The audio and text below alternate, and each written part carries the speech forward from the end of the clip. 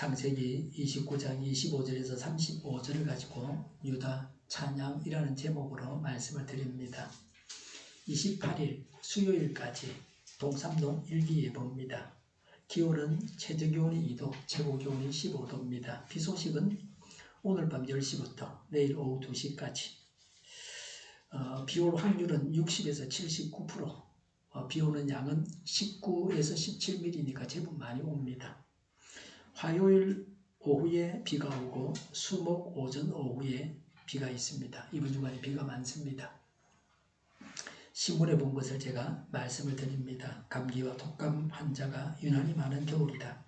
평소에 건강하던 지인도 감기로 고생 중이라는 소식이 들리고 난다. 이럴 때일수록 몸 관리에 철저해야 한다. 면역력을 기르려면 어떤 습관이 필요할까? 물을 자주 마시면 입과 호흡기로 바이러스와 세균 등 병원균이 들어오는 걸 막을 수 있다. 호흡기 점막이 촉촉하면 섬모 운동이 활발해진다. 점막 섬모 운동은 호흡기 1차 방어 기전으로 점막에 붙어 있는 각종 유해 물질과 이물질을 제거하는 역할을 한다.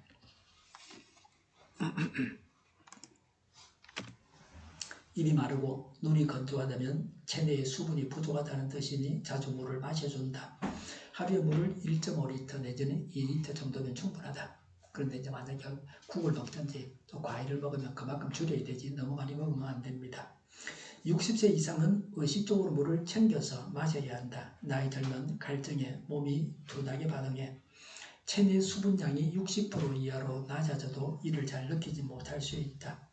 차갑거나 뜨거운 물보다 미지근한 물이 좋다. 찬물을 마시면 자율신경계가 과도하게 자극을 받을 수 있고 정상 체온을 유지하는 데 불필요한 에너지를 소모하게 된다. 60도 이상 뜨거운 물은 식도를 자극해서 식도암을 유발할 수 있으니 피한다. 뜨거운 물은 화산기하고 발암물질입니다. 뜨거운 거 먹어도 안 되고 차가운 거 먹어도 안 되고 미지근한 걸 드셔야 됩니다. 면역력을 강화하려면 잠을 7시간 이상 자야 합니다. 7시간에서 8시간 정도 자야 됩니다. 많이 자도 안 되고 적게 자도 안 됩니다. 자는 동안 우리 몸은 면역 체계를 정비합니다.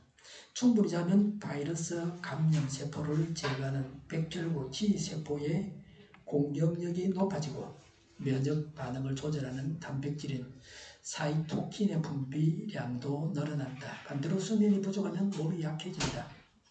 카네기 멜론대 연구팀에 따르면 총 수면 시간이 7시간 미만인 사람들은 8시간 이상이었던 사람보다 감기에 걸릴 가능성이 2.94배, 3배 정도 컸다. 숙면하기 위해 잠자리에 들기 3시간 전에는 음식을 먹지 않는 게 좋다. 면역력을 키우는 비타민 D는 햇빛을 받아야 합성된다. 적어도 하루에 20분 정도는 햇빛을 쬐는 게 좋다. 비타민 D 농도가 떨어지면 면역력이 떨어져서 각종 호흡기 질환이 발생할 위험이 커진다. 실제로 비타민 D 혈중 농도가 정상 분유보다 낮을 때 인플루엔자, 독감을 말하죠. 독감 등 질병에 노출될 확률이 40% 이상 커진다는 연구 결과가 있다. 여기에 몇 가지 더 하고자 한다.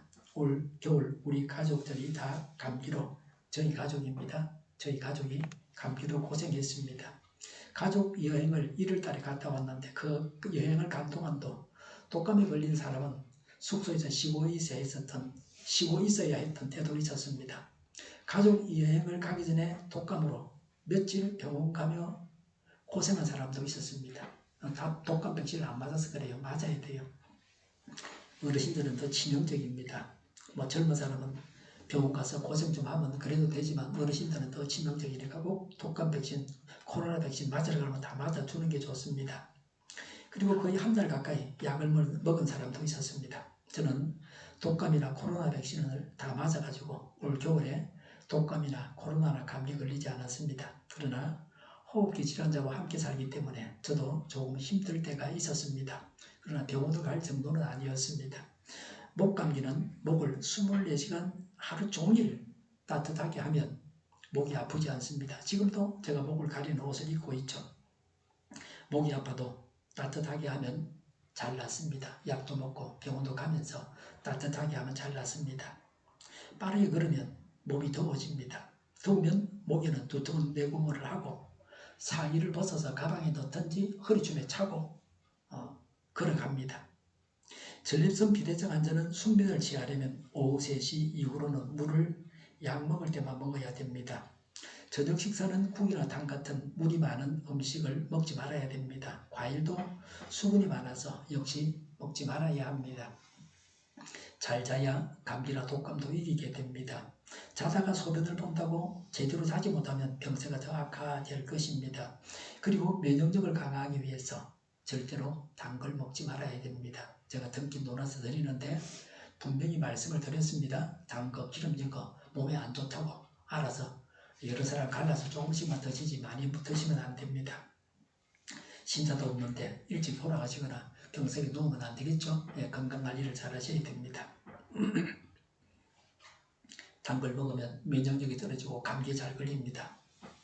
접촉에 의해서 미생물 감염으로 호흡기 질환이 걸립니다.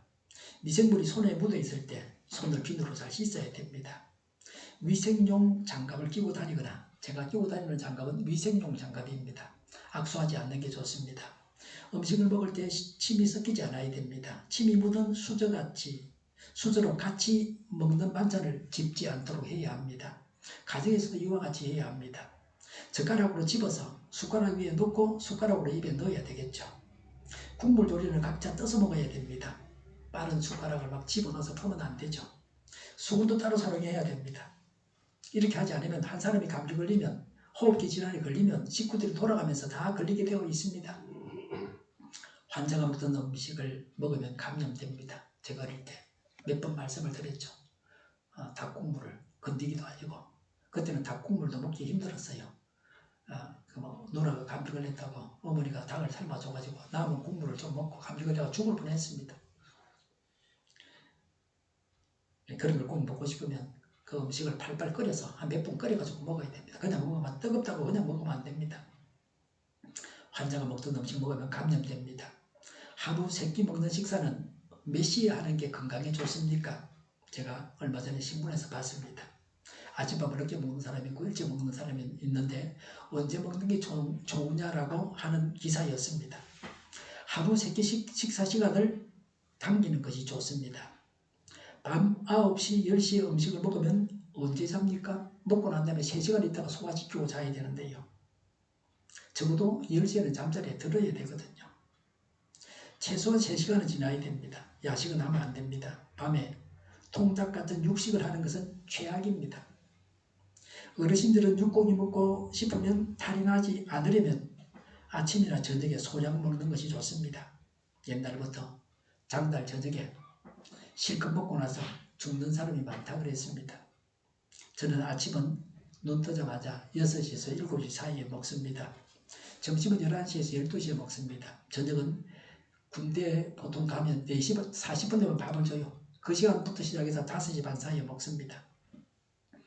그리고 이후로는 물도 음식도 먹지 않습니다. 취침시간은 9시에서 10시입니다. 간혹 바빠서 11시 잘 때도 있습니다. 보통은 9시에서 10시에 자려고 합니다.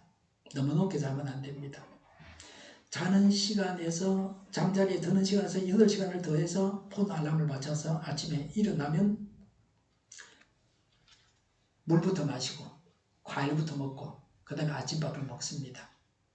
점심이 너무 잘 먹어가지고 저녁 먹을 때가 되었는데 먹을 마음이 없으면 저녁 먹을 시간을 늦추지 않고 저녁 먹는 시간에 저녁을 먹으면서 음식을 평소의 절반이나 3분의 1 조금만 먹습니다.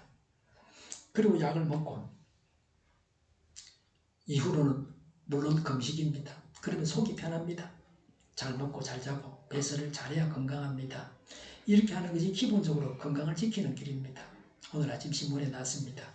중국의 자유주의 경제학자 마오 위스 부부가 지난 1월 중순 캐나다 밴쿠버 자택에서 마오 위스의 95세 생일 축하 케이크를 자르고 있다. 그런 기사가 났습니다.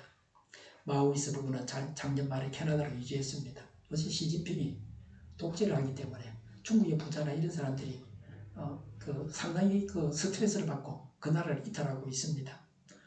미국 밑으로 멕시코 쪽으로 해서 가난한 사람들은 미국으로 진입하려고 이주하려고 그런다. 부자들은 일본이나 미국이나 캐나다로 이주하는 겁니다. 그런데 생일 케이크를 자르는 사진이 같이 올라와 있었습니다. 생일 케이크는 무슨 지방이 들어가 있다 그랬죠? 트랜스 지방이 들어가 있어서 먹으면 안 돼요. 다 쓰레기통에 넣어야 돼요. 가급적 푸드에서 얻어와서 주기도 하고 그러는데 사실은 받아와도 안 받고 싶은데 받아와도 주면서 미안해요. 예. 그런 것도 최대한 먹고 싶어하는 사람 있으면 갈라주세요. 예. 혼자 너무 많이 드시지 말고요. 예. 먹어서는 안 되는 음식입니다. 야곱의 아내들에 대해서 말씀합니다. 사람은 모르고 하나님만 아십니다. 25절에 야곱이 라반에게 말하였다. 외삼촌께서 저에게 이러실 수가 있습니까? 외삼촌께서 왜 저를 속이셨습니까? 라고 했습니다. 야곱으로서는 이해가 할 수 없었습니다. 남도 아니고 야곱은 라반의 조카고요.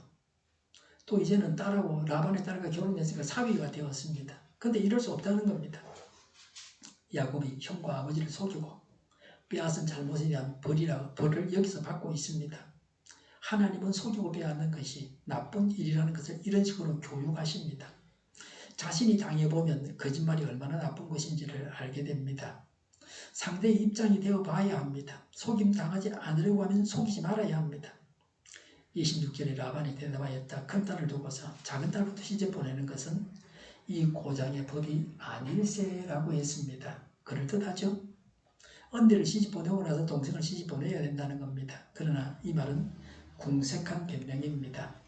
그러면 미리 약속할 때부터 그렇게 말했어야 되죠. 장가가게 해달라고 했을 때라도 말을 했어야 됩니다. 처음 7년을 약속하기 전에 말했으면 더 좋고 아니면 7년이 지난 다음에 장가가게 해주세요라도 말할 때라도 그때 말을 했어야 되죠. 첫날 밤을 지내기 전에라도 말을 했어야 합니다. 라반이 딸을 처음으로 결혼시키니 서툴러서 그랬다고 볼 수도 있습니다. 여러 번 하면 잘하게 되는데 처음 하는 일이라 서투를 수 있습니다. 27절에 그러니 이래 동안 초래기간을 채우게 그런 다음에 작은 아이도 자녀에게 주겠네. 그 대신에 자녀는 또 7년 동안 내가 맡기는 일을 해야 하네. 28절에 야곱은 그렇게 하였다. 그가 레아와 이래 동안 지내고 나니 라반은 자기 딸 라헬을 그에게 아내로 주었다고 했습니다. 라반은 야곱에게 자기 딸 둘을 다 주고 싶었습니다. 결혼시키고 싶었습니다. 그리고 야곱이 일을 해주는 것이 좋았습니다. 라헬은 7년 후에 결혼을 시키는 것이 아니라 바로 혼인시켜 줬습니다. 레아와 신혼 7일간만 지낸 후에 라헬과 야곱이 혼인을 하게 했습니다. 레아와 라헬은 7일 차이로 야곱과 혼인을 했습니다. 처음부터 이렇게 하자고 했으면 야곱도 거절할 수 없었습니다. 뭐 나쁘진 않죠. 이렇게 된 것은 첫째가 라반의 잘못이고 둘째는 야곱이 아버지를 속인 벌로 자신도 속임을 당한 겁니다. 라반은 끼워 팔게 하듯이 두 딸을 다 야곱에게 넘겼습니다. 물건 하나 사는데 두 개 주는 걸 요새 뭐라 그럽니까? 하나 값에 두 개 사는 걸. 우리나라에서는 완투환이라 그러죠. 큰 마트에 가면 그런 게 있어요. 유통기한이 다 돼가는 그런 물건들, 먹을 수 있는 것들을 한 개 값에 두 개를 사준다. 저번에 속옷도 제가 그렇게 해서 싸게 산 적이 있어요. 뭐 그런 거는 사야 되죠. 라반이 야곱에게 반했습니다. 라반은 야곱이 7년을 더 일해주기를 바랬습니다. 7년 더 일하게 한 것은 라반의 갑질이라고 볼 수 있습니다. 야곱은 다른 선택을 할 수가 없었습니다. 혼자 외삼촌 집에 가서 더부살이하는 주제에 뭐 시키는 대로 해야 될 거 아닙니까? 하나님은 야곱에게 12아들을 주시기 위해서 레아는 억지로 야곱의 아내가 되게 하셨습니다. 보통 남자들이 바람기가 있어 여자를 직접 그리고 자손을 퍼뜨리는데 야곱은 그런 게 아닙니다. 자손이 번성하게 하시기 위해서 하나님은 레아까지 부인이 되게 하셨습니다. 레아는 덤으로 얻었습니다. 야곱이 원한 것이 아니고 장인이 또 외삼촌이 원해서 된 겁니다. 그런데 레아가 야곱의 아들을 가장 많이 낳아줍니다. 몇 명이라고 그랬죠? 지난주에 했잖아요. 6명 낳아요. 레아가 6명 낳아준다. 야곱의 아들이 12인데 그 중에 절반이 레아가 낳았습니다. 이스라엘 12지파 중에서 6명이 레아에게서 나고 메시아가 레아가 낳은 누구에게서 출생한다고요? 유다에게서 예수님 메시아가 오신다는 말이에요. 유다 지파에서. 이런 사실을 보면 레아가 야곱에게는 가장 필요한 첫 번째 부인입니다. 실제로 첫 번째 부인이었고 첫 번째 부인입니다. 사람은 그냥 외모만 봅니다. 얼굴이 얼마나 예쁘냐. 주로 남자들이 여자를 그렇게 평가하죠. 이게 문제입니다. 사람은 뭐가 필요한지 잘 모릅니다. 사람은 외모만 보고서 사람의 진가를 모릅니다. 그러나 하나님은 우리의 필요를 다 아시고 채워주십니다. 구하지도 않았는데 주십니다. 하나님께서 하시는 일은 사람이 다 청량할 수 없습니다. 우리가 기도할 때에 무엇을 구해야 하는지를 알게 해 주십사고 구해야 합니다. 그러지 않으면 사람은 자기에게 뭐가 필요한지도 모릅니다. 맨날 생일 케이크 잘라고 기도해봐요. 그거 먹어봐야 몸에 좋지도 않아요. 예. 하나님은 어떻게 기도해야 할지 알려주십니다. 무엇을 구해야 할지를 알려주십니다. 그렇게 무엇을 구해야 할지 알려주십시오라고 간구해야 됩니다. 어떻게 기도해야 할지를 알려주십시오라고 간구해야 됩니다. 기도는 하나님으로부터 와서 하나님께로 가는 겁니다. 성령님의 인도하심을 따라서 하는 기도가 강력한 기도고 하나님께서 응답하시는 기도요. 하나님의 뜻대로 하는 기도요. 그래서 그 기도가 응답을 받습니다. 성령께서 인도해 주셔야 자신에게 필요한 것이 무엇인지를 알고 그것을 주십사고 구하게 됩니다. 하나님께서 이미 주신 것이 하나님께서 나의 필요를 아시고 채워주신 것입니다. 그런데도 사람은 그걸 모르고 살아갑니다. 소중한 것을 소중하게 여기지 않습니다. 사람은 눈뜬 장님입니다. 이런 면에서도 사람은 불쌍합니다. 사람이 똑똑하죠. 만물의 영장이죠. 어떤 동물보다 우수합니다. 그런데 어리석고 멍청하기도 합니다. 29절에 라반은 여종 비라를 자기 딸 라헬에게 몸종으로 주었다고 했습니다. 나중에는 부인들이 아들 낳기 경쟁이 붙어가지고 자신들의 몸종까지 야곱에게 아내로 줍니다. 같이 한 집에 살면서 야곱이 버릇이 나빠 찝쩍거린 게 아니고 부인들이 내 몸종하고 해서 당신 아이 낳아라. 애 더 낳고 싶다. 그래가지고 결혼하게 됩니다. 그래서 딸려 보낸 몸종의 이름을 기록하고 있습니다. 30절에 야곱이 라헬과 동침하였다. 야곱은 레아보다 라헬을 더 사랑하였다고 했습니다. 라헬을 더 사랑하는 야곱의 마음은 확실했습니다. 그래서 야곱은 라헬이 낳은 요셉과 베냐민을 편애하게 됩니다. 그래서 야곱의 가정 내에서 불화가 일어나게 됩니다. 30절에 그는 또다시 7년 동안 라반의 일을 하였다고 했습니다. 야곱은 라반 집에서 14년간 일을 하게 됩니다. 딸 둘과 결혼하기 위해서 라반의 딸 둘과 야곱이 결혼하기 위해서 한 달에 7전씩해서 두 달이니까 14년간 모성살이를 했습니다. 야곱은 라반의 집에서 필요한 자였습니다. 하나님께서 야곱을 통해서 라반에게 복을 주셨습니다. 하나님은 무슨 일이든지 야곱이 하는 일이 잘되게 하셨습니다. 야곱이 일을 해주는 동안은 라반은 모든 일에 형통하고 하나님이 주시는 복을 받았습니다. 재물도 늘어났습니다. 이런 일꾼들을 둔 사람은 복을 받게 됩니다. 2023 카타르 아시안컵이 끝나고 우리나라 축구 대표팀 감독을 교체했습니다. 시원찮은 일꾼은 빨리 교체해야 됩니다. 제대로 된 감독을 모셔와야 됩니다. 지금 하던 그 감독은 옛날에 다른 나라에서도 계약을 다 채우지 못하고 잘렸던 경력이 있는 그런 사람입니다. 제대로 감독을 모셔와야 됩니다. 교회와 우리나라 모든 공직자들로 인해서 나라와 교회가 복을 받아서 누려야 합니다. 레아가 야곱의 첫 부인으로 야곱에게는 꼭 필요한 자라는 것을 보여주는 말씀입니다.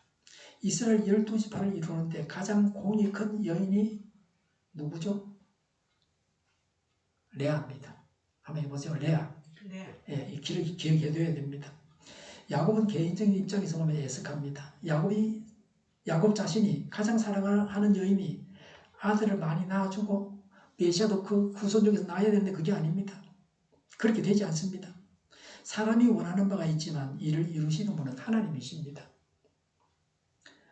공평케 하시는 하나님이십니다. 31절에 주님께서는 레아가 남편의 사랑을 받지 못하는 것을 보시고 레아의 태를 열어주셨다. 라헬은 임신을 하지 못하였으나 라고 했습니다. 야곱의 사랑을 받는 라헬은 임신을 하지 못했다. 아이를 낳지 못했습니다.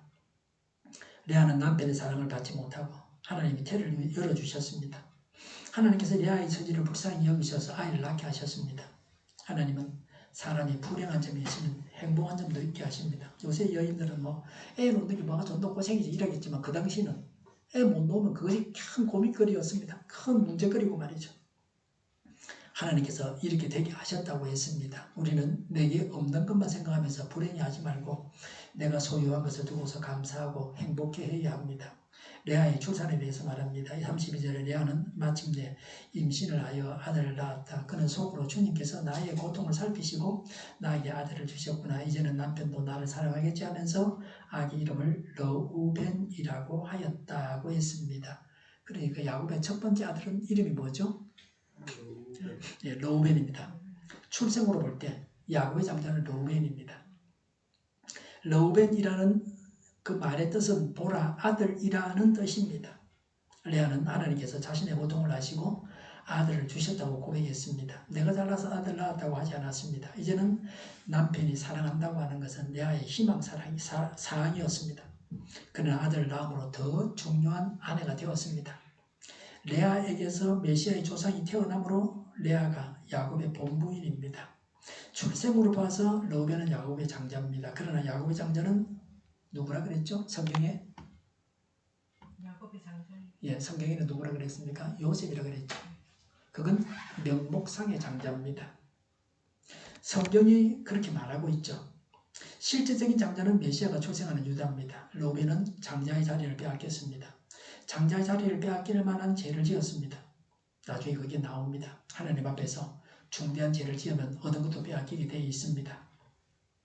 사람이 어떤 선택을 하느냐가 중요합니다. 죄를 짓는 선택을 해서는 안 됩니다. 소주, 참이슬, 알코올 도수가 0.5도 낮아졌습니다. 그래서 16도가 되었습니다. 현재 시중에 나와 있는 소주 중에 알코올 도수가 가장 낮은 술은 14.9도입니다. 1920년도 소주 알코올 도수는 몇 도였습니까? 1920년도 소주 알코올 도수는 몇 도였습니까? 35도입니다. 예. 그럼 그 술 한 병이면 요새 그 술 두 병도 만들고 더 남아요. 못하면 되죠, 그냥. 알코올 도수가 낮아지면 술을 더 많이 먹게 되어 있습니다. 술 파는 사람은 돈을 더 벌게 되죠. 아마 맥주만큼 알코올 도수가 내려갈 거다. 그 계속 돈 버니까 그게 다 돈이잖아요. 그리고 술에 제일 좋은 안주는 물이거든요. 그 물만 타주면 되거든요. 제가 무식하지만 그런 큰 차이 없어요. 네. 앞으로도 소주 알코올 도수가 더 낮아질 가능성이 있습니다. 아무리 도수가 낮아져도 술은 발암물질입니다. 먹으면 안 됩니다. 술을 마셔서 남을 두들겨 패거나 함부로 말을 해서 죄를 짓는 사람들이 있습니다. 술을 마셔가지고 스스로 병에 걸리게 하거나 사망하게 하는 것도 죄입니다. 자기가 술 먹고 자기가 죽는 것도 죄란 말이죠. 술 먹고 죽으면 그건 자살이에요. 죽으려고 술 먹었지거든요.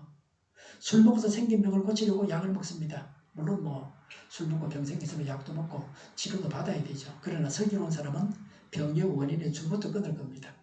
간단한 것을 복잡하게 만들지 말아야 됩니다. 약만 꼬박꼬박 먹으면 정상적인 생활할 수 있는데 술을 마시니까 약을 못 먹고 그래서 정색이 나타나고 힘들어하고 고통을 당하는 겁니다. 33절에 그가 또 임신을 하여 아들을 낳았다. 그는 속으로 주님께서 내가 남편의 사랑을 받지 못하여 하소연 하는 소리를 들으시고 이렇게 또 아들을 주셨구나 하면서 아이 이름을 시므온이라고 하였다. 시므온이라는 말은 들으심이라는 뜻입니다. 남의 말을 들을 줄 알아야 돼. 굉장히 중요한 거예요. 이병철 회장이 그 아들 이건희를 갖다가 후배로 선택한 것은 남의 말을 들을 줄 안다는 거예요. 어떤 사람들 말하면 들을 줄을 몰라요. 그게 말 안 하지 그러면 그다음부터는요. 해봐야 소용이 없으니까. 아무리 기술이 좋아도 남의 말을 못 들으면 어떤 물건을 만들어야 되는지 알 수가 없어요. 자기 주장만 한다. 레아는 평생 동안 남편의 사랑을 받지 못해서 애타합니다. 레아는 남편의 사랑에 목말라하는 여인입니다. 사람은 이래저래 불쌍합니다. 34절에 그가 또 임신하여 아들을 낳았다. 그는 속으로 내가 아들을 셋이나 낳았으니 이제 남편도 별 수 없이 나에게 단단히 매이겠지 하면서 그 아이 이름을 레위라고 하였다고 했습니다. 레위라는 말은 연합이라는 것입니다. 나하고 남편하고 딱 이제 하나가 됐다, 연합했다 이런 뜻입니다. 레아는 아들을 셋이나 낳았기 때문에 남편 야곱이 애정은 없더라도 결코 무시할 수 없는 할 수 없는 아내가 되었습니다. 레위는 제사장을 배출하는 지파요, 성전에서 예배드리는 지파입니다. 제사장이 우두머리가 되어서 레위인들의 제사를 주관합니다. 이미 출생한 두 아들 르우벤과 시므온은 다 실패한 자들입니다. 이후에 보면 제대로 지파도 형성되지 않고 뭐 그런 자들입니다. 별 볼 일 없는 자들입니다. 시므온도 과오가 있었습니다. 레위도 과오가 있었는데 레위만 회복되었습니다. 그래서 어떤 분은 세 번째 출생하는 자들부터 인물이 나온다 그럽니다. 근데 요새는 뭐 애 하나만 놓고 둘만 놓고 많으니까 그게 인물이 안 나오는 거예요. 좀 많이 낳아야 돼요. 부모도 자녀를 키워가면서 자녀 양육의 노하우가 발전합니다. 더 이상 같은 실수를 반복하지 않습니다. 동생은 형이나 언니를 보고서 잘못을 수정해서 바로 나아가게 됩니다. 35절에 그가 또 임신을 하여 아들을 낳았다. 그는 속으로 이제야말로 내가 주님을 찬양하겠다 하면서 아이 이름을 뭐라고 했다고요? 성경에 거기서 있잖아요. 35절에 유다라고 하였다. 레아의 출산이 거쳤다고 했습니다. 유다의 뜻은 하나님은 찬송받을지어다 라는 뜻입니다. 찬양은 하나님께서 기뻐하시는 일입니다. 가장 하나님을 기쁘시게 하는 게 찬양입니다. 그래서 유다 지파에서 메시아가 나십니다. 성도가 가장 하지 않는 것이 찬양입니다. 뭐 달라 기도는 잘하는데 병 고쳐달라 뭐 달라 그러기가 기도는 많이 하는데 하나님 찬양하는 기도는 안 한다. 가장 중요하고 하나님 가장 기뻐하는 건데요. 그것만 하나님 앞에 찬양만 하면 하나님이 다 줄 건데 말이죠. 그래서 항상 모든 사람에게 강조해야 할 것이 하나님을 찬양하는 겁니다. 유다는 참 좋은 이름입니다. 하나님 찬양이니까.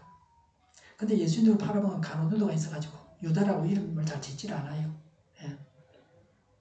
하나님을 찬양하면 하나님께서 기뻐하셔서 하나님의 기적을 나타내 주십니다. 찬송 생활의 건너기나 제 요즘에 있을 거예요. 그 책을 보면요. 제가 그 책을 보다가 막 다리가 아프면 기도하면 또 낫고 막 그래서 그런 기적이 나타났어요. 찬양을 해도 하나님 할 때.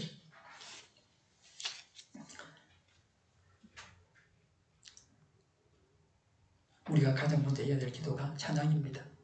우리가 예배 드릴 때 9장부터 55장까지 찬송 부르는데 그걸 하나님 찬양하는 찬송이에요. 그래서 그걸 매주마다 돌아가면서 부르는 거예요. 찬양으로 하나님을 기쁘시게 하면 하나님께서 알아서 우리의 필요를 늘 채워주십니다. 전능하신 하나님이 사랑하는 자를 살펴주시고 지켜주시고 채워주시고 해결해 주십니다. 우리나라가 하나님이 사랑하는 나라가 되어야 됩니다. 그래서 북에서 어떻게 하는지 우리가 망하지 않고 흥해야 합니다. 국내에 있는 불순분자부터 손과 발을 묶어야 합니다. 물론 뭐 북한에 가서 살고 싶은 사람 보내주면 좋겠어요. 가서 잘 살아라. 그 대신에 남쪽에 있는 사람까지 다 적화 통일되기 위해서 고통받게 하겠다. 그런 사람은 엄벌해야 된다.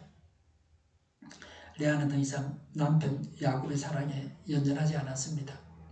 이 세상 것으로 만족하는 사람이 아니었습니다. 조건 없이 하나님을 찬양했습니다. 하나님께서 레아에게 이런 기쁨과 찬양을 주셨습니다. 오늘날도 성령 세례 받으면 이렇게 기뻐하면서 찬양합니다. 유다는 메시아의 조상입니다. 메시아의 조상이 태어날 때에 하나님께서 레아에게 기쁨과 찬양할 수 있는 큰 은혜를 주셨습니다. 큰 인물을 낳았으니 일단은 출산이 거쳤습니다. 메시아의 선조가 네 번째 아들로 태어났습니다. 레아의 네 번째 아들이죠. 레아를 통해서 우리가 얻는 교훈은 적어도 자녀를 4명은 낳아야 된다. 그래 인물이 나옵니다. 우리나라 여성들이 4명 이상의 자녀를 낳으면 저출산으로 나라가 없어지는 일이 없을 겁니다. 하나님은 우리의 필요를 채워주십니다.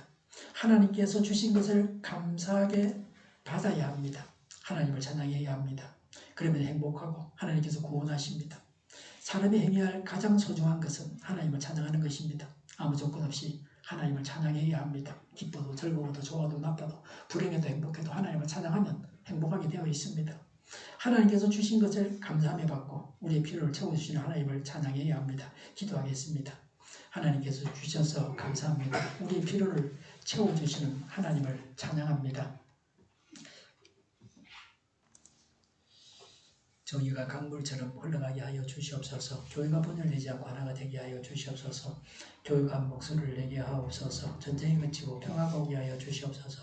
성령을 대적하는 자가 없어지게 하여 주시옵소서. 주사파와 공산당과 이적단체들과 적과 통일로 나아가게 하는 자들이 없게 하옵소서. 이 땅에 다시는 전쟁이 일어나지 않게 하옵소서. 적과 통일되지 않게 하옵소서. 자유민주국가로 전쟁이 아닌 평화롭게 통일을 이루게 하옵소서. 하나님을 대적하는 법과 있어서는 안 될 법을 만들지 않게 하옵소서. 이스라엘 법을 폐기하지 않게 하옵소서. 재판이 지연되지 않게 하여 주시옵소서. 정의로운 판결이 내려지게 하옵소서. 정치에 판결하는 자들과 악한 판결하는 자들이 사라지게 하옵소서.